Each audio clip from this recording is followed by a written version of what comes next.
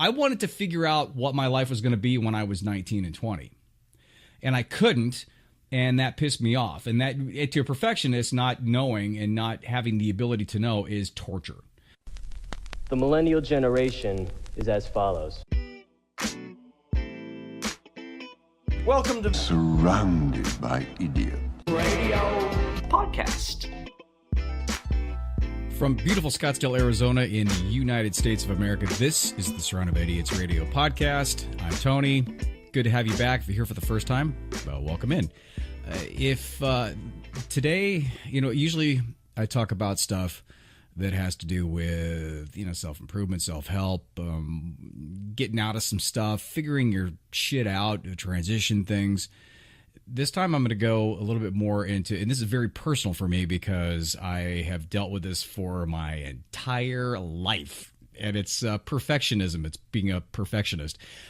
Now, what I'd like to do is kind of explain what it is, really what being a perfectionist is, because there's a lot of stuff out there that people say. Because I looked at the term and the popularity of the term, and you can go onto Google Trends and look at that. And if you look at the term perfectionist over the last 10 or 15 years, it has shot up like crazy in terms of people using it. There's a term called zeitgeist. And zeitgeist is like stuff that's happening in culture nowadays, like a hot thing or something that's people gravitate towards.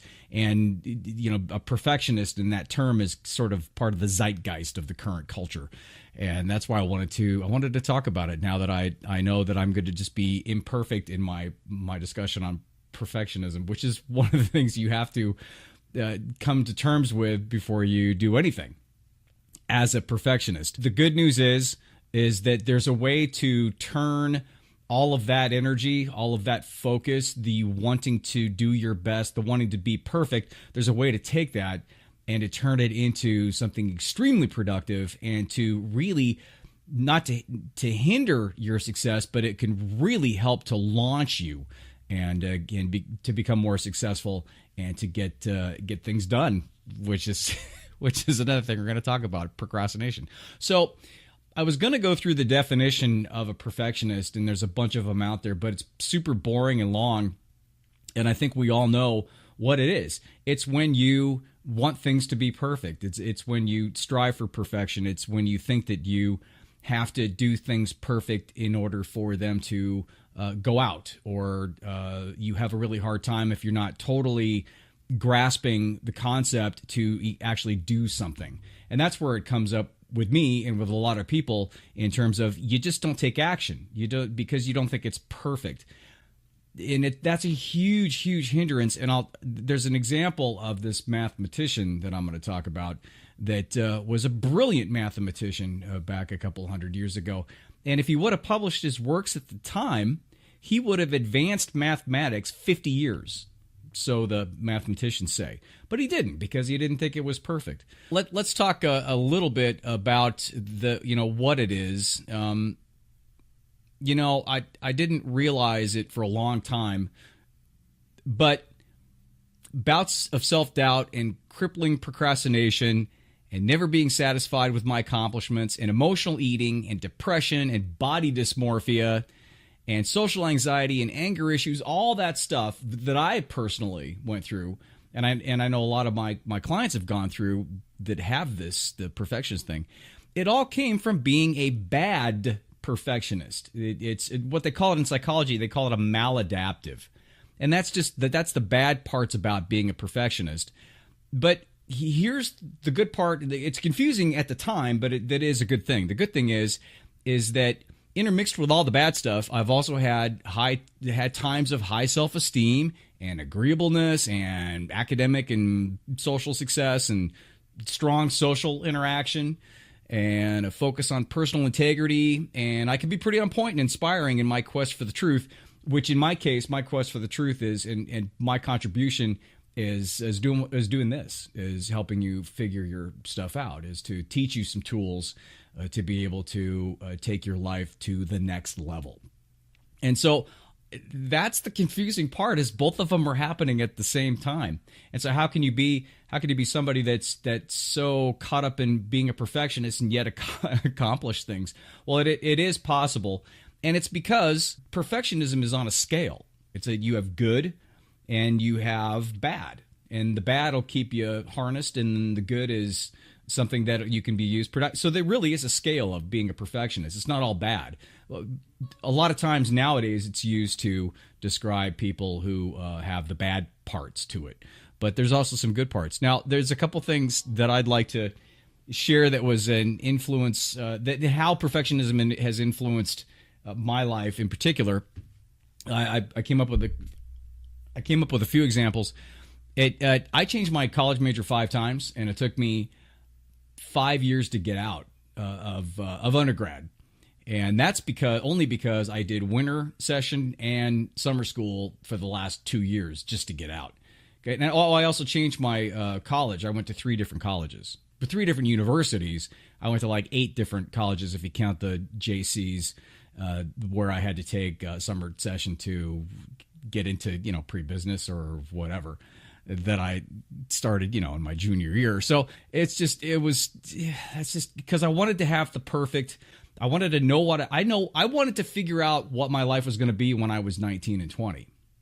And I couldn't, and that pissed me off. And that, to a perfectionist, not knowing and not having the ability to know is torture. The other thing is, it took me 10 years to complete my PhD.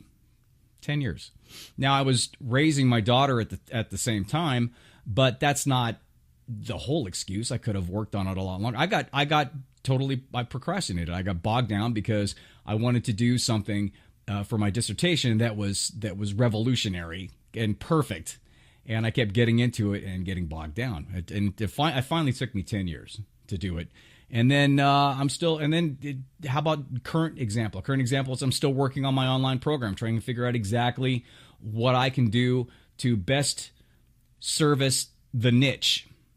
Because there's a lot of stuff out there, and there's a lot of stuff out there that's been recirculated for years and years and years, and people say the same stuff, and I can think of 5 or 6 programs off the top of my head, popular, motivational, or pseudo-scientist-ish people that are proposing different programs to get you going and motivate you. And I look at those and I'm like, why would anybody spend any money on that shit? Because you can literally, first of all, a lot of it's flawed. And the second thing is that you can pretty much find all that information online for free. Why would you spend $1,000 in a program with somebody telling you to stop and think for 5 seconds before you do something? Or But again, I'm looking at it from my own perspective, and my perspective is I've been doing this for a long time, and I've gone through a lot of school and a lot of research, and I see things differently than most people do in terms of that. And then you go in and you think, well, I'm going to develop a program, but you don't want to do it, and this is where the perfectionist mindset comes in. You don't want to do it to where it's too complicated, but you don't want to excuse the quote, but you don't want to dumb it down. It's not dumbing it down, but you know what I'm saying. You don't want to make it too simplistic to where you're just in the sea where everybody else is, and you're not being effective. You're not providing something that's going to get people to say aha and to have that epiphany and to move forward and to challenge themselves. And a lot of it has to do with thinking you have to be perfect to be accepted. And it comes down to a really terrible ego pattern that gets put into your mind subconsciously when you're very, very young. Most of the time it happens because of a parental thing. And did it exist to where you got rejected or where you got abandoned?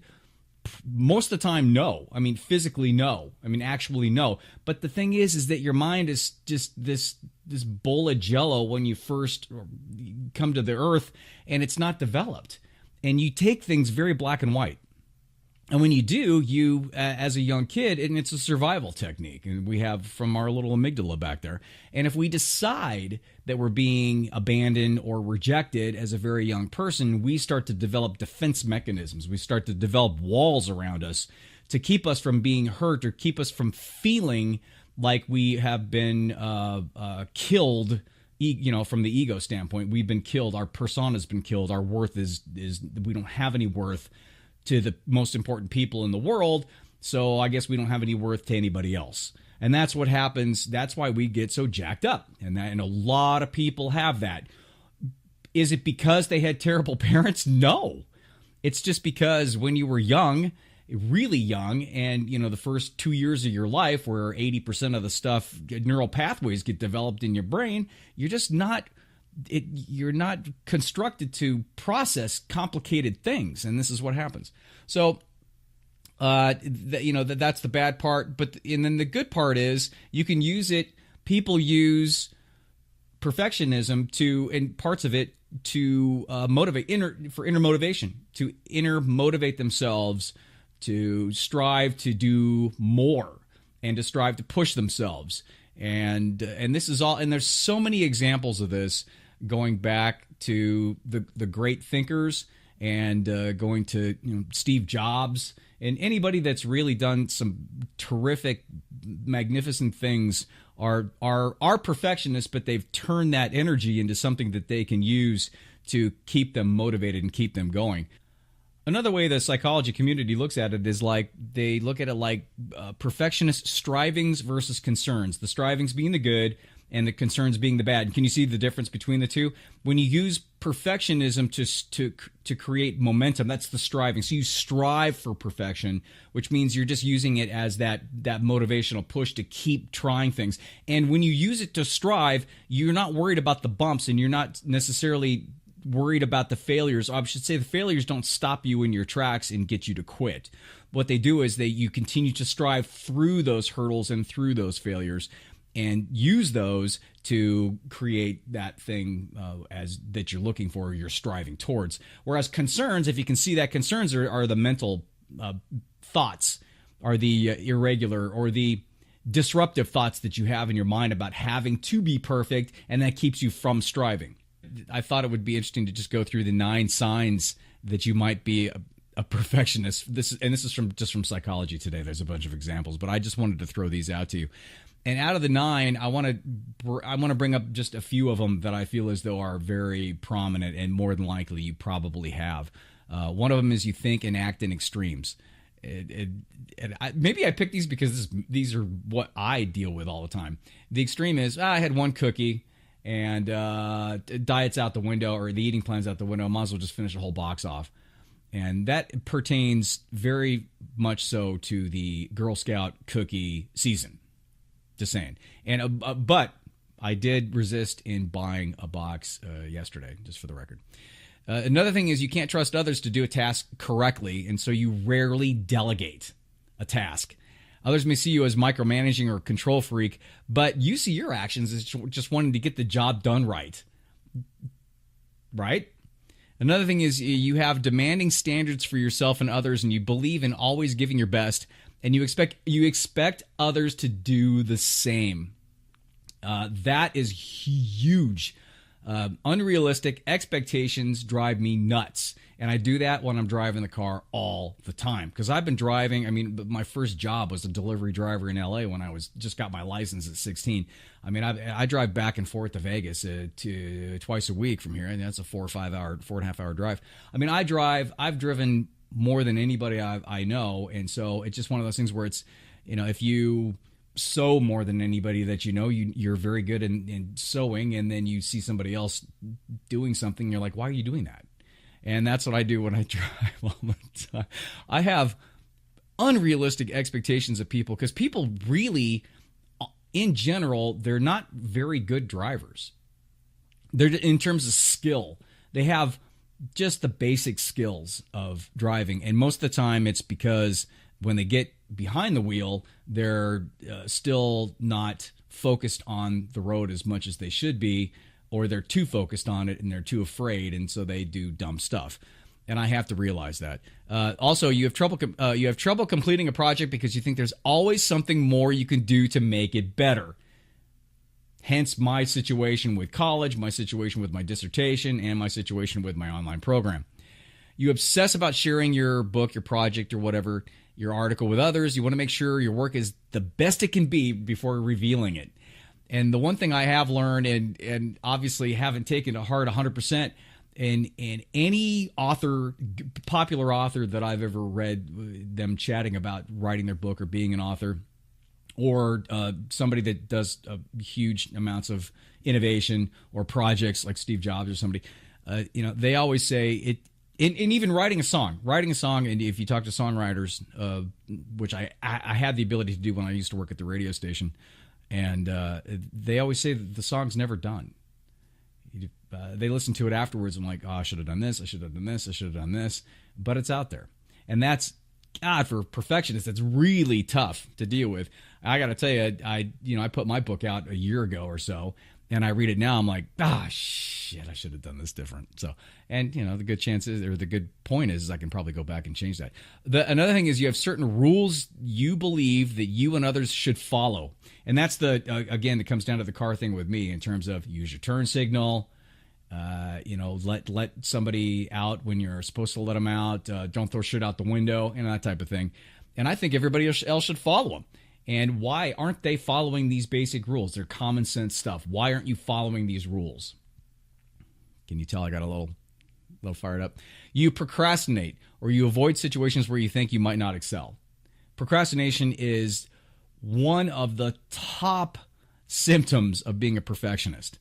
And it's so counter too, right? Because you're procrastinating, you don't want to do it, but you're perfectionist because you think. But if you don't think you can do it right, or you don't know how to do it, you don't want to go through the process of learning how to do it, because in that process you're going to fall down and have to get up again, and then you're not perfect.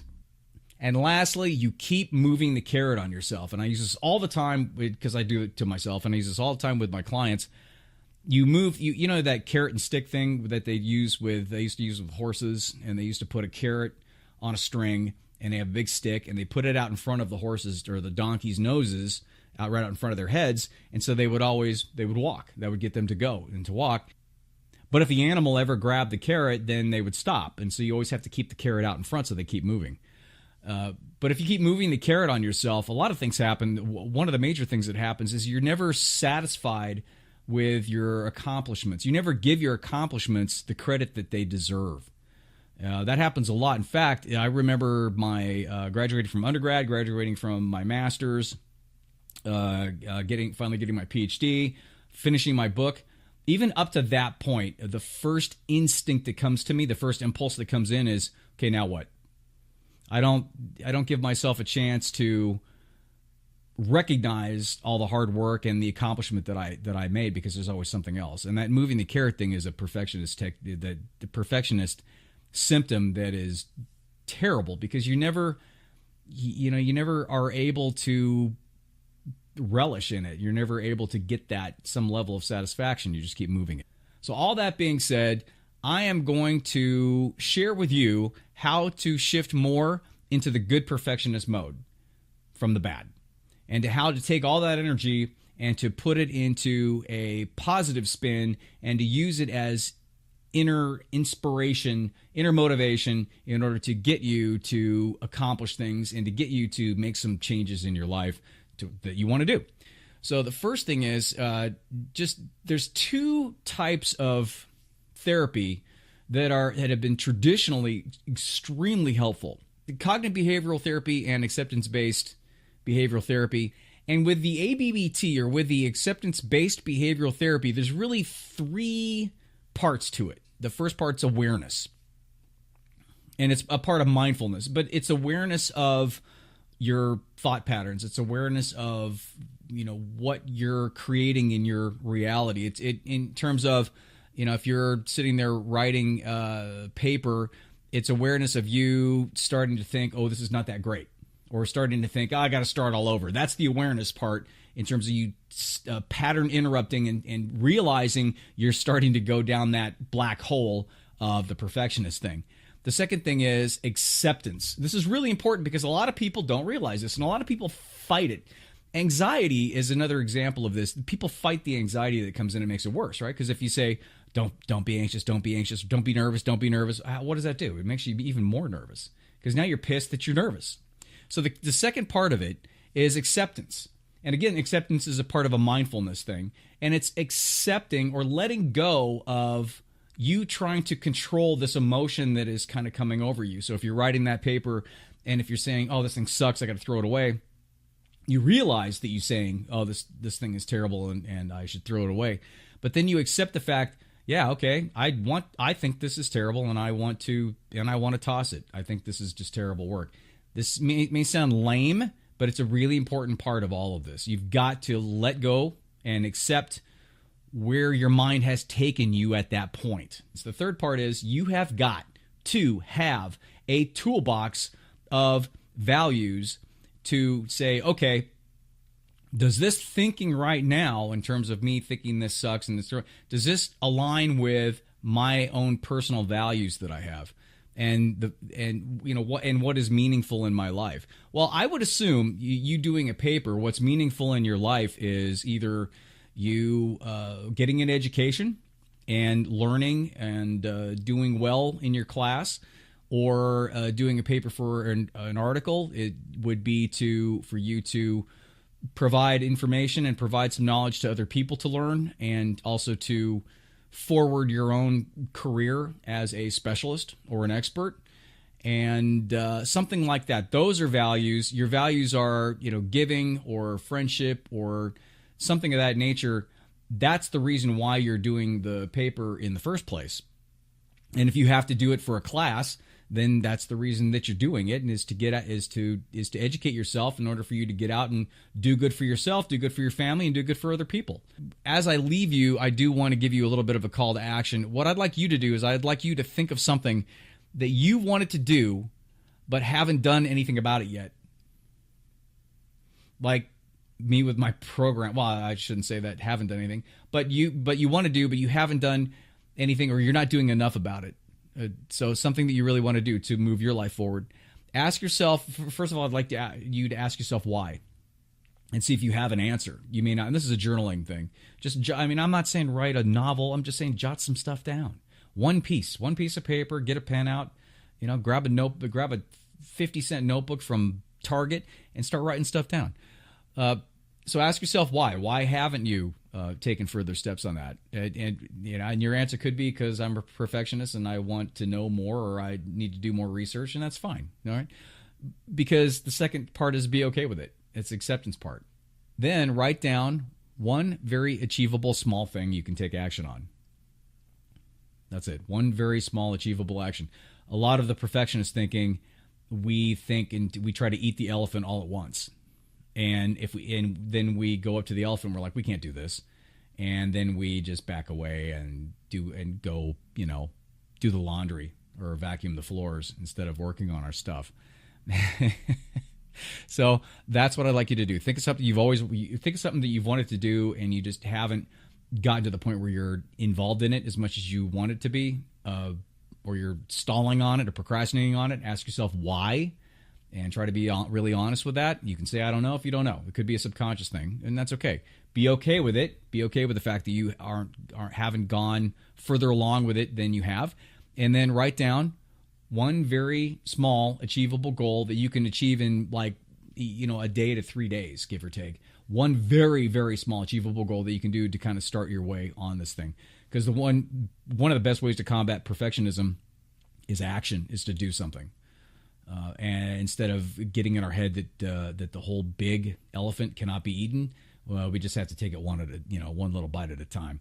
I have to use a different analogy than eating an elephant, because that sounds gross, and especially nowadays, right? So I hope everything is great. Please let me know if you have any questions or concerns on this. You can watch the YouTube video if you are up for it. You can also listen to this on a number of different places: SoundCloud, Apple, and Stitcher, and more is on the way. I hope everybody's good, and I will talk to you soon.